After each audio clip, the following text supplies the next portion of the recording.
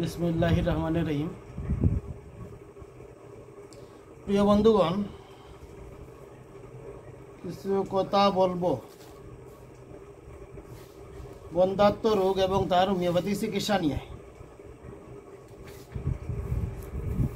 তো এই পৃথিবীতে প্রতিটি জীব তার বংশ রক্ষা করতে চায় প্রজনন ক্ষমতার মধ্য দিয়ে। এটি চিরাচরিত নিয়ম। মানুষও তার ব্যতিক্রম নয়। মানুষ চায় তার বংশ রক্ষা করতে এবং যে আশা আকাঙ্ক্ষা নিয়ে মানুষ সংসার করে, এই সংসারে যদি বাচ্চা কাচ্চা না আসে তাহলে অনেকেই পরবর্তী সময়ে ধৈর্য রাখতে পারে না, মানসিকভাবে দুর্বল হয়ে পড়ে। সুতরাং বাচ্চা কাচ্চা পাওয়া, বাচ্চা কাচ্চা জন্ম দেওয়া, এইটা মানুষের একটি বড় আকাঙ্ক্ষা। এই বাচ্চা কাচ্চা পাওয়ার ক্ষেত্রে অনেকগুলা বাধা আছে। এই বাধার কারণে অনেকে বন্ধ্যাত্ব রোগে আক্রান্ত হয়। বর্তমান বিশ্বে গবেষকরা গবেষণা করে দেখেছে,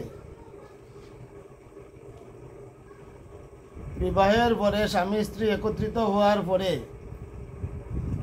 90% উপরে মানুষ বাচ্চা কাচ্চা জন্ম দিতে পারে এবং 10%-এর নিচে যাদের বন্ধ্যাত্ব রোগ আসে বাচ্চা কাচ্চা জন্ম দিতে পারে না। এই 10%-এর মধ্যে 7-8% মানুষ অথবা 8-9% মানুষ চিকিৎসার মাধ্যমে বাচ্চা কাচ্চা জন্ম দিতে পারে। বাকি 2-3% মানুষ যাদের ক্ষেত্রে চিকিৎসা ফলপ্রসূ হয় না, কোনোদিন এরা বাচ্চা কাচ্চা পায় না। তো এই বাচ্চা কাচ্চা জন্ম দেওয়ার পিছনে যাদের বন্ধ্যাত্ব রোগ আসে, যাদের বাচ্চা কাচ্চা হয় না, তার পিছনে অনেকগুলা কারণ জড়িত থাকে। এই কারণগুলো অনেকগুলো। এরই মাঝে প্রথম কারণটা হলো এজোস্পার্মিয়া, তারপরে অলিগোস্পার্মিয়া, তারপরে আরো অনেকগুলা কারণ আছে। এজোস্পার্মিয়া কি কারণে হয় এইটার উপরে আমি একটি ছবি দেখাইতেছি। এই যে ছবি,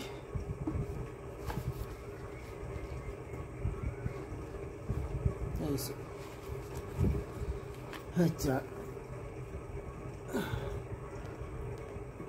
এই ছবিতে যেটা দেখতেছি, এখানে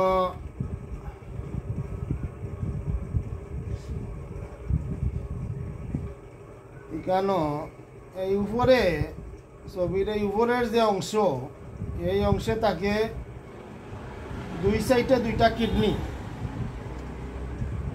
এই কিডনি থেকে, কিডনির নিচে হলো মূত্রতলি। 2 কিডনি থেকে 2টি পাইপ এসে মূত্রতলিতে পতিত হয়। এই মূত্রতলি হতে আরেকটি পাইপের সংযোগ আছে এই প্রস্টেট গ্ল্যান্ডের সাথে। এই প্রস্টেট গ্ল্যান্ড হতে ইউরিনটা ইউরেথ্রা হয়ে পেনিস দিয়ে বাইরে আসে।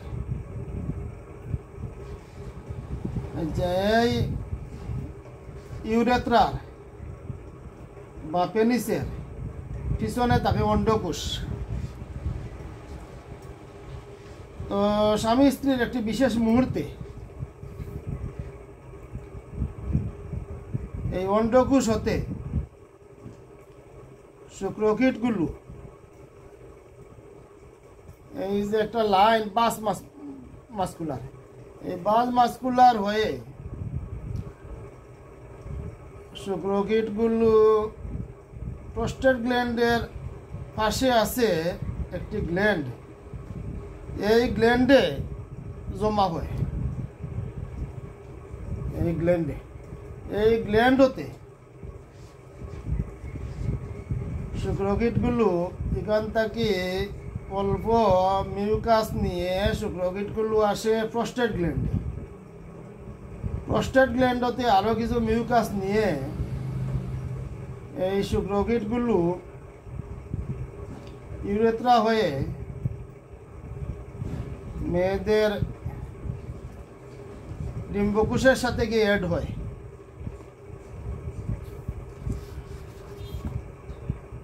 এই যে একটা চক্র, এই চক্রের মাঝে অনেকের অন্ডকোষ হতে শুক্রকীট সাপ্লাই হয় না, অন্ডকোষে শুক্রকীট উৎপাদন হয় না।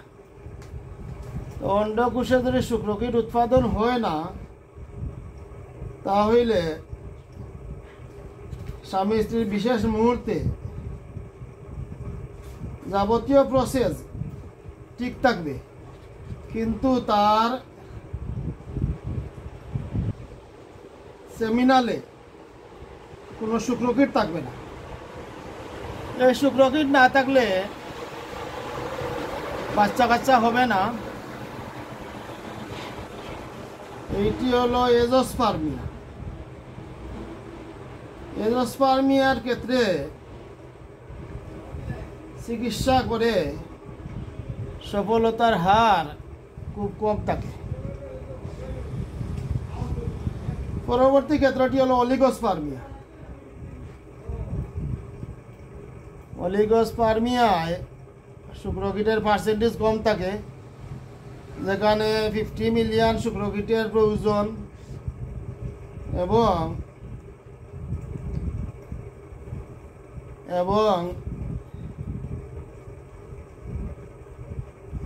যে পরিমাণ সেমিনালের প্রয়োজন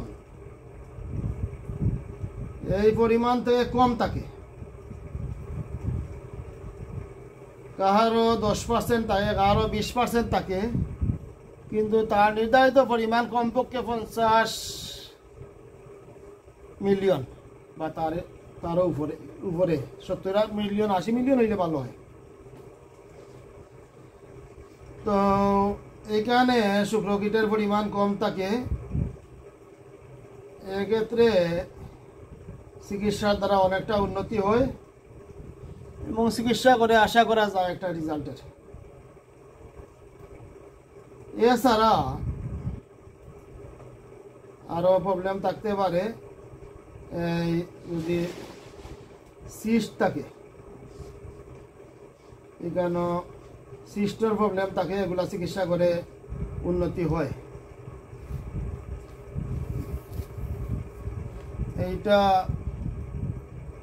পুরুষের আভ্যন্তরীণ যে প্রবলেম, এই প্রবলেমের কারণে অনেক সময় বন্ধাত্ম রোগ হয়। এছাড়া পুরুষের আরও অনেক প্রবলেম আছে, যে প্রবলেমের কারণে বন্ধাত্ম রোগ হয়। সেই প্রবলেমগুলো হলো, একজন পুরুষ যদি অতিরিক্ত গরমে কাজ করে, এই অতিরিক্ত হিটের কারণে তার বন্ধাত্ম রোগ হতে পারে। একজন পুরুষ যদি মদ খায়, এই মদ খাওয়ার বিষক্রিয়ার কারণে তার বন্ধাত্ম রোগ হতে পারে। একজন পুরুষ যদি অতিরিক্ত মানসিক পরিশ্রম করে কিন্তু শারীরিক পরিশ্রম থেকে সে বিমুখ থাকে, তার বন্ধাত্ম রোগ হতে পারে। কারণ পরীক্ষায় দেখা গেছে যারা মানসিক পরিশ্রম বেশি করে, শারীরিক পরিশ্রম করে না, তাদেরই বন্ধাত্ম রোগ বেশি হয়, এবং যারা শারীরিক পরিশ্রম করে তাদের বন্ধাত্ম রোগ কম হয়। সুতরাং এই শারীরিক পরিশ্রম বিমুখ মানুষ শুধুমাত্র মানসিক পরিশ্রম নিয়ে আজীবন কাটাইতেছে, এদের ক্ষেত্রে বন্ধাত্ব রোগ বেশি হওয়ার সম্ভাবনা থাকে। এই সমস্ত কারণে একজন শরীর স্বাস্থ্য অতিরিক্ত খারাপ, তারও বন্ধাত্ব রোগ হতে পারে। শরীরে অতিরিক্ত মেদ জমছে, তারও বন্ধাত্ব রোগ হতে পারে। এই সমস্ত বিভিন্ন অস্বাভাবিক কারণে বন্ধাত্ব রোগ আসতে পারে। এইটি হলো পুরুষের ক্ষেত্র। মহিলার ক্ষেত্র, যদি তার ইউটেরাসের সাইজ অতিরিক্ত ছোটো থাকে, ইউটেরাসের মধ্যে সিস্ট থাকে, এই সমস্ত বিভিন্ন কারণে বন্ধাত্ব রোগ হয়।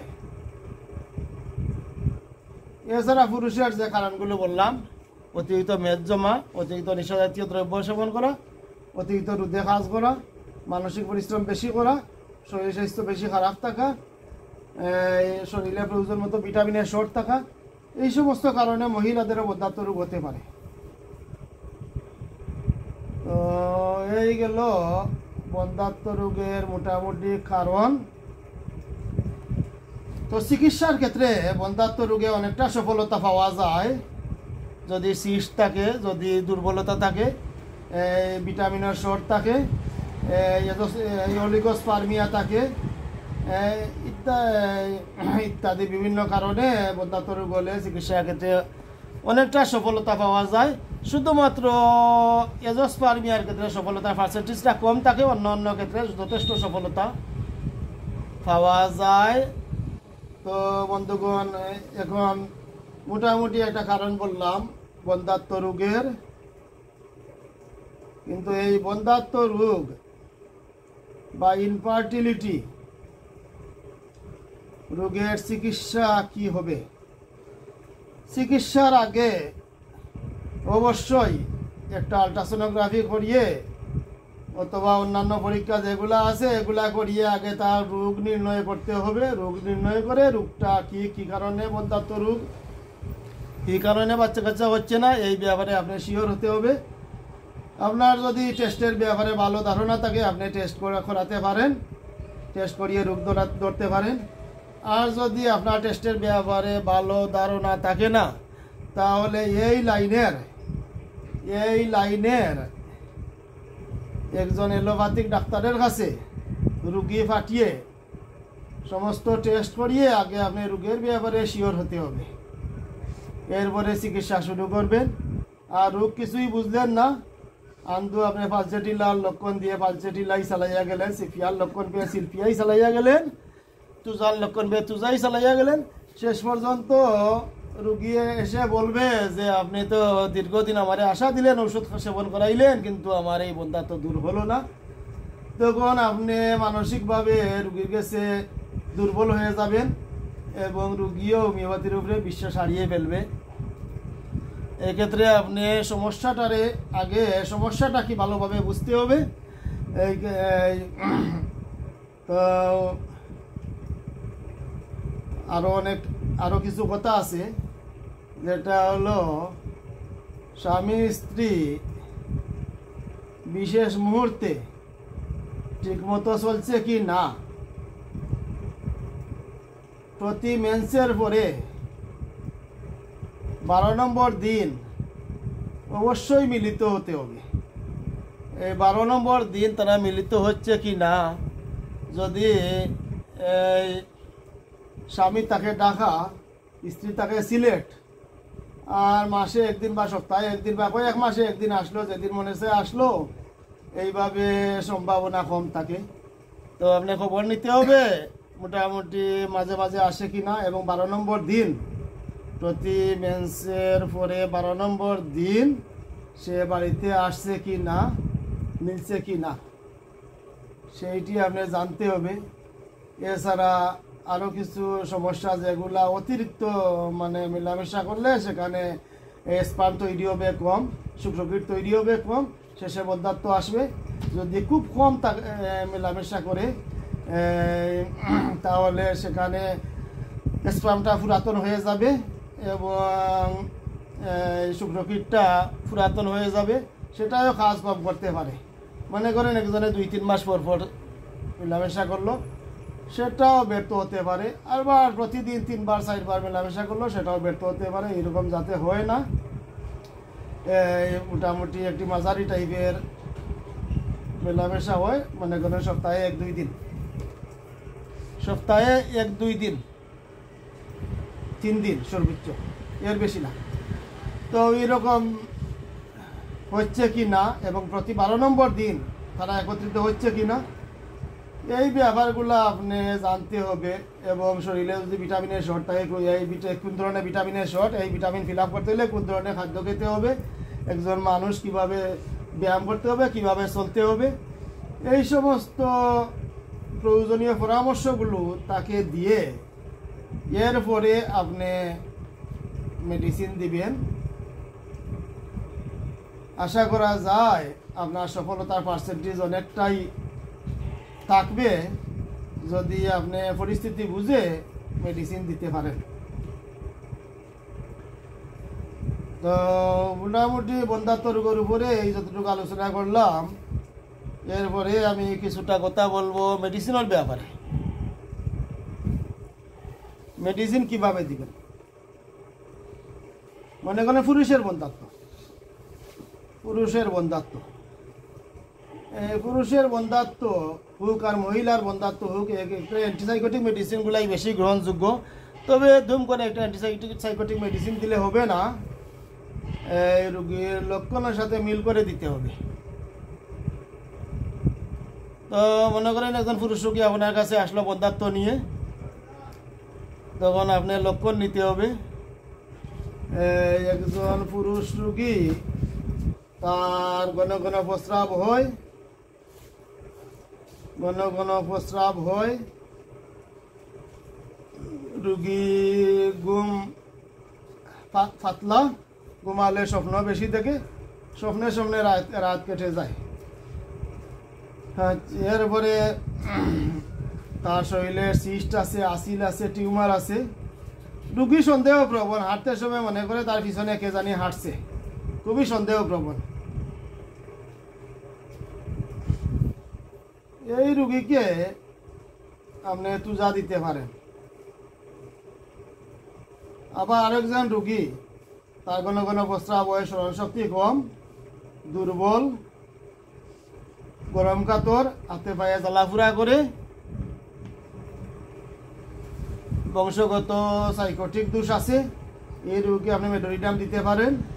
আরেকজন রোগী হালকা পাতলা স্বাস্থ্য, লবণ খায় বেশি, রোদ সহ্য করতে পারে না, রুটি খেলে তা সহ্য হয় না, কোষ্ঠকাঠিন্য থাকে, এই সমস্ত লক্ষণে নেট্রামিউর দেওয়া যায়। এইরকম হোমিওপ্যাথিতে কোনো নির্দিষ্ট মেডিসিন হয় না, সম্পূর্ণ লক্ষণ ভিত্তিক। তার লক্ষণ মিলাইয়া যেটা অ্যান্টিসাইকোটিক একটা মেডিসিন দিলে আশা করি আপনি সফল হবেন। তো এবার মহিলাদের ক্ষেত্রে কী কী ওষুধ ব্যবহার করা যায়, মহিলাদের ক্ষেত্রে ঠিক একই সিস্টেম, লক্ষণ মিলাইয়া ওষুধ দিতে হবে। মনে করেন ফালসেটিলা, একজন মহিলা খুব নম্র ভদ্র ঠান্ডা মিজাজের, রাগ আছে, বুঝাইলে সহজে রাগটা কমে যায়, সহজে কান্দাকাটি করে, পানির পিপাসা কম, গরম কাতর, গরম সহ্য করতে পারে না, খোলামেলা হাওয়া পছন্দ করে, তার ক্ষেত্রে আপনি ফালসেটিলা দিতে পারেন। ঠিক ফালসেটিলার যে কথাগুলো বললাম, এই ধরনের রোগী কিন্তু তার মানসিক অবস্থা খারাপ, সবসময় একটা বিষাদিত অবস্থা, বিষাদময় অবস্থা, কথাবার্তা সহ্য করতে পারে না, সহজে কান্নাকাটি করে, ঝগড়া বিবাদ বেশি করে, মন মানসিকতা সবসময় খারাপ থাকে, সংসার জীবন তার ভালো লাগে না, দুধ গেলে সহ্য করতে পারে না, প্রস্রাবে খুব দুর্গন্ধ থাকে, তাকে আপনি সিপিয়া দিয়ে চিকিৎসা করতে পারেন। ঠিক সেই অবস্থায় যদি আরেকটা রোগী আসে, রোগীর শরীর স্বাস্থ্য দুর্বল, কোষ্ঠকাঠিন্য, লবণ খায় বেশি, রোদ সহ্য করতে পারে না, রোদ লাগলে মাথার ধরে, স্নানে খুব বেশি রুচি, স্নান করাত লাগলে স্নানটা তার সহজে শেষ হয় না, রুটি গেলে সহ্য করতে পারে না, লক্ষণগুলি মিলাইয়া আপনি তাকে নেট্রামিউর দিতে পারেন। আরেকটা রুগী যদি আসে, মহিলাটা খুব সুন্দরী, হালকা পাতলা লম্বা, সব সময় ঠান্ডা খেতে চায় বেশি, এবং একটু নার্ভাস প্রকৃতির থাকে, একটু শব্দে সহজে চমকিয়া উঠে, জ্বালাফুরা করে, পেটও জ্বলে, পায়ে জ্বলে, হাতে জ্বলে, মাথায় জ্বলে,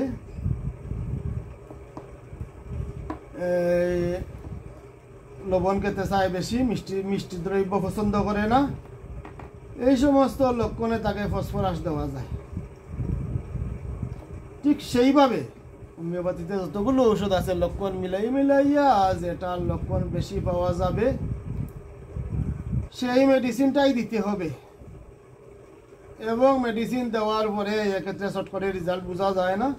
আপনি এই মাসে দিলেন পালচেটিলা, পরের মাসে সিপিয়া, পরের মাসে লেট্টামিউর, আপনার কিছুই হবে না, গুড়ার ডিম হয়ে যাবে। আপনি এক্ষেত্রে ধৈর্য ধরতে হবে, রুগীকে তার অবস্থা বুঝিয়ে দিতে হবে এবং ধৈর্য ধরতে হবে। কয়েকটি সাইকেল আপনি দেখতে হবে। তো যদি প্রতি মাসে তার নিয়মিত ব্লিডিং হচ্ছে, যদি দেখেন এক মাস ব্লিডিং হচ্ছে না, বন্ধ হয়ে গেছে, আপনি ধরতে পারেন প্রেগনেন্সি শুরু হয়েছে, তখন তাকে বুঝিয়ে দিবেন যে আপনার প্রেগনেন্সি সম্ভবত শুরু হয়েছে, আপনি এটি টেস্ট করে দেখতে পারেন। আর আপনি একটু সতর্কভাবে চলতে পারেন। সতর্কভাবে চলতে গিয়ে গাড়ি ঘোড়া চলা যাবে না, গাড়ি ঘোড়ায় চলতে পারবেন না, শরীর অতিরিক্ত ঝাঁকুনি দিতে পারবেন না, আর টিউবওয়েলে শক্তি করে চাপ দিতে পারবেন না। মোটামুটি আপনি একটু রেস্টে থাকতে হবে এবং খাওয়া দাওয়া আপনি সঠিকভাবে করতে হবে, বিশ্রাম নিতে হবে। এই পরামর্শগুলো দিয়ে তাকে আপনি ওয়েটিংয়ে রাখতে পারেন এবং টেস্ট করে দেখতে পারেন। আশা করা যায় প্রেগনেন্সি হয়ে যাবে। তো প্রিয় বন্ধুগণ, আমার এই ক্ষুদ্র পরিসরে বন্ধ্যাত্ব রোগের উপরে যতটুকু পেরেছি আল্লাহর রহমতে আপনাদেরকে ততটুকুই বলিয়েছি। আগামীতে আরো একটা ভিডিও করে আরো সুন্দরভাবে বাকি যতটুকু বলার আছে ততটুকুই বলবো ইনশাআল্লাহ। তো সবাই ভালো থাকেন। আসসালামু আলাইকুম।